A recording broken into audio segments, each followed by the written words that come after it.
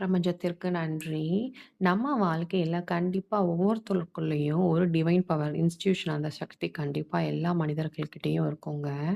உள்ளுணர்வுன்ற ஒரு அந்த ஆற்றல் எல்லா மனிதர்கள்கிட்டயும் நார்மலாவே இருக்கும். ஆனா, நம்மளால தான் அத வந்து சரியா வந்து பயன்படுத்த முடியல. உள்ளுணர்வு என்பது யோசித்து உருவாகும் சிந்தனை அல்ல. மனம் வந்து எப்ப அமைதியா இருக்குதோ, அப்பதான் அதோட குரல் அந்த உள்ளுணர்வுன்றது வந்து அந்த குரல் அந்த ஒரு மௌனத்தின் மூலமா நம்ம அத உணர முடியும். மௌனத்தின் செய்தியே உள்ளுணர்வுன்னு சொல்லுவாங்க. நம்ம மனமும், நம்ம எண்ணங்களும் எப்ப வந்து ஒரு அமைதி நிலையில இருக்கோ, அப்பதான் அந்த அந்த ஒரு தன்மை வந்து நம்மளால உணர முடியும். நம்ம வாழ்க்கையில ஏன் நெறையா பிரச்சனைகள் வருது? நம்மளால கரெக்ட்டான ஒரு டெசிஷன் எடுக்க முடியல.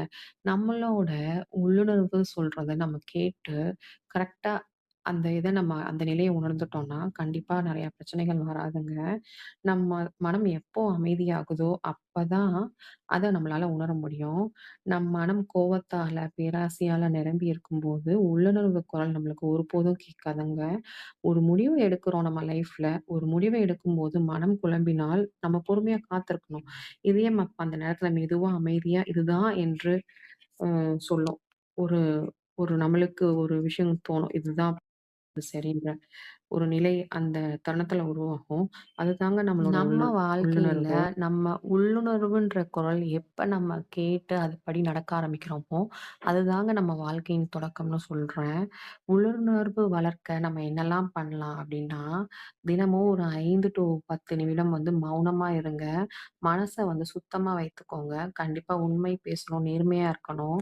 இந்த பிரபஞ்சத்தோட கனெக்ட் ஆக கொஞ்சம் ட்ரை பண்ணுங்க. இயற்கையோட ஒன்றி இருங்க. அதிகமா எத பத்தியும் நீங்க ஓவரா திங்க் பண்ணாம இருக்கணும். மனசையும், உங்க எண்ணங்களையும் சமநிலையில ரொம்ப ஓவர் திங்கிங் இல்லாம ஒரு காமான ஒரு சமமான நிலையில வைத்துக் கொள்ளுங்கள். டெய்லி ஒரு 5 டூ 10 மினிட்ஸ் நீங்க மௌனமா இருந்து எத பத்தியும் யோசிக்காம, அமைதியா கண்களை மூடி ஒரு 10 மினிட்ஸ் நீங்க தியானம் பண்ணீங்கன்னா, டே பை டே உங்களுக்குள்ள ஒரு நல்ல சேஞ்சஸ் தெரியும். இந்த பதிவு உங்களுக்கு பிடிச்சிருந்துச்சுன்னா, இந்த சேனல சப்ஸ்கிரைப் பண்ணி கமெண்ட் பண்ணுங்க. நன்றி.